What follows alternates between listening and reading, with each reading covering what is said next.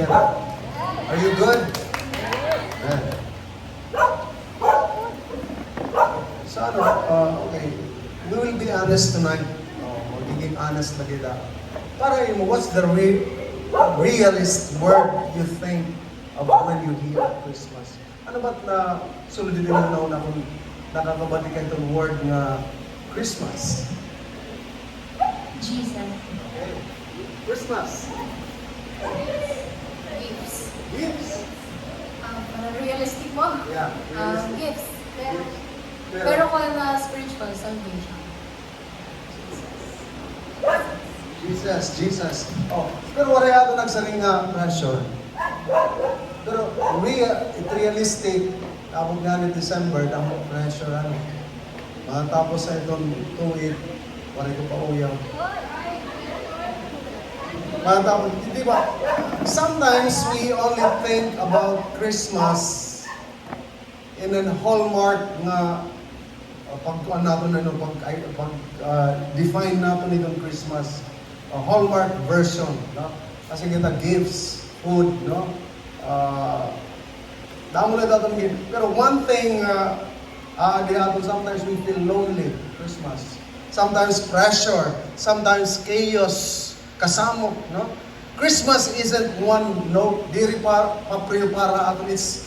It hits different in different ways for all of us. Iba-iba itong ways na itong meaning, itong Christmas para aton.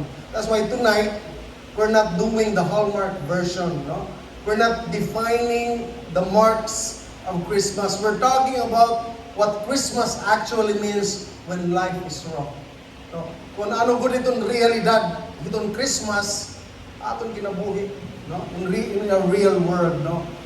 Here's the real deal, no? Christmas isn't about the glitter.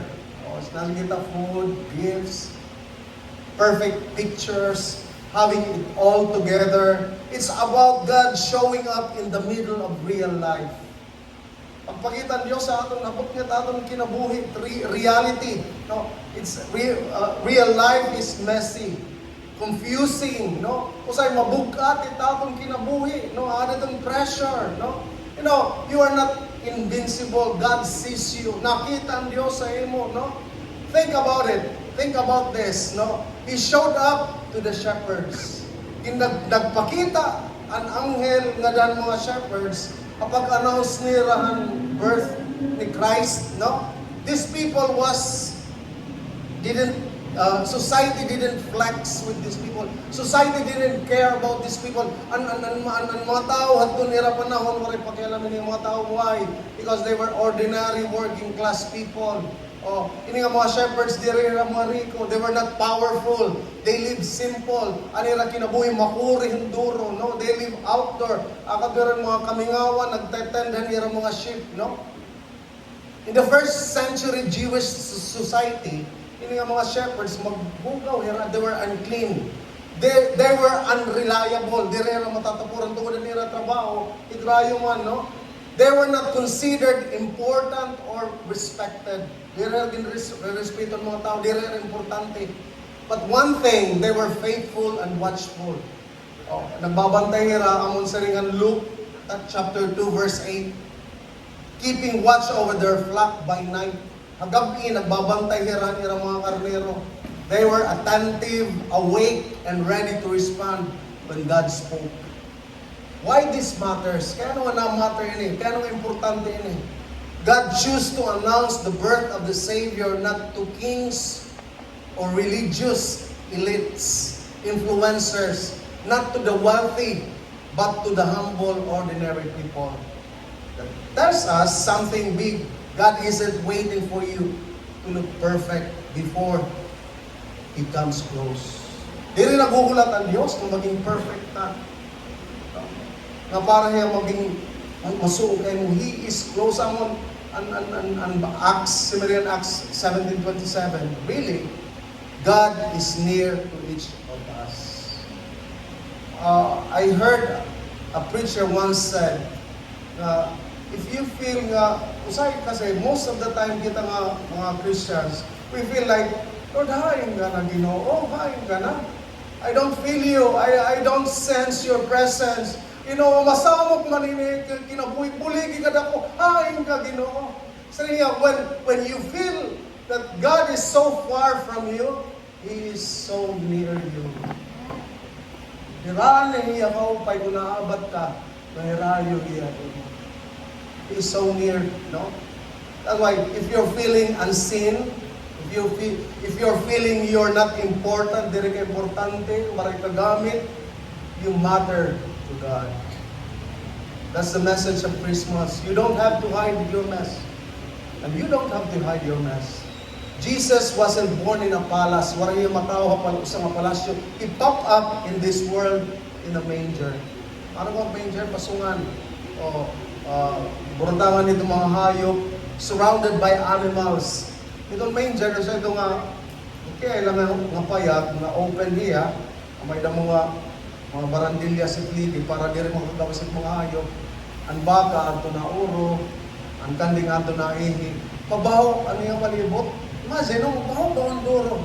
No? In the middle of chaotic surrounding, dida na tao ni Christ, ni Kristo. That's a literal welcome to reality. Welcome to life. Life is chaotic. You know what, masaling din nga, mapasamang kitang kinabuhi. Pwede pa mga agrihapon? Di ba? Life, reality check. Kita itong life, itong family pressure, itong work pressure, study pressure, no?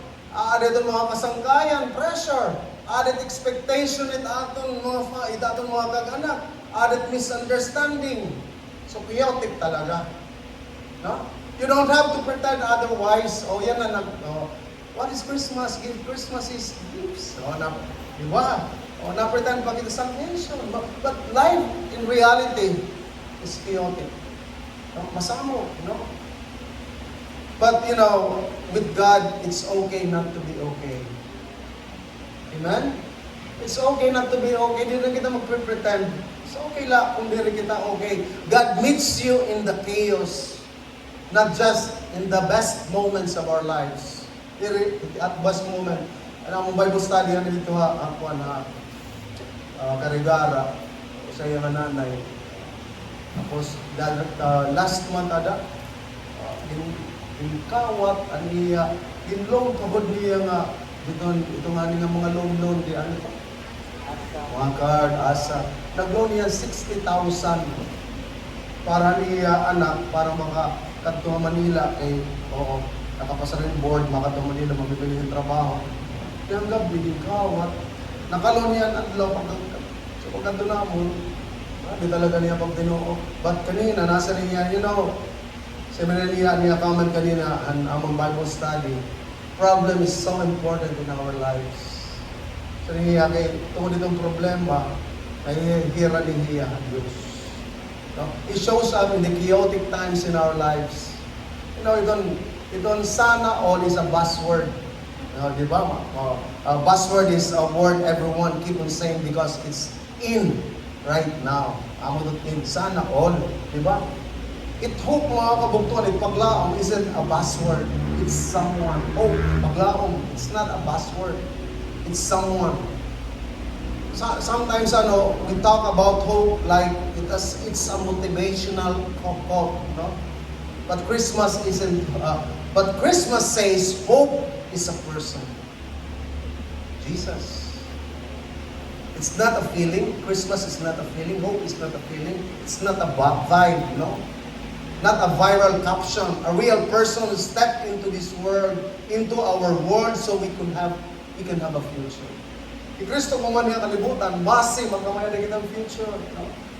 He is bigger than our pain. No? If you're suffering from pain right now, siguro emotionally or in pain, He is bigger than our pain. If you're suffering from failure, may failure kita, we have problems, we have fear, He is bigger than these things. No? If you have Jesus, you have hope. And you have a good future. Ang mga angel, ang mga anghel, pag-announce nila ang birth ni Christ ng mga shepherds, simmeringira peace on earth. Peace on earth. Kalinaw. Pagkos sa kalibutan na tao niyang magtaralwas.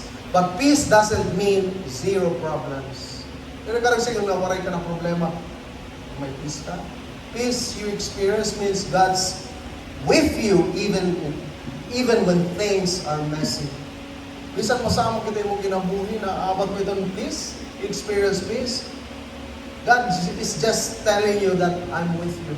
O kung ikaw, example, in your lack, in your needs, no?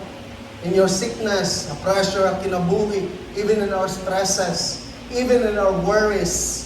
Ito nga peace nga naaabat nimo, it's just to remind you that God is with you. Kaupod nimo niya. That's why Christmas isn't an escape from life.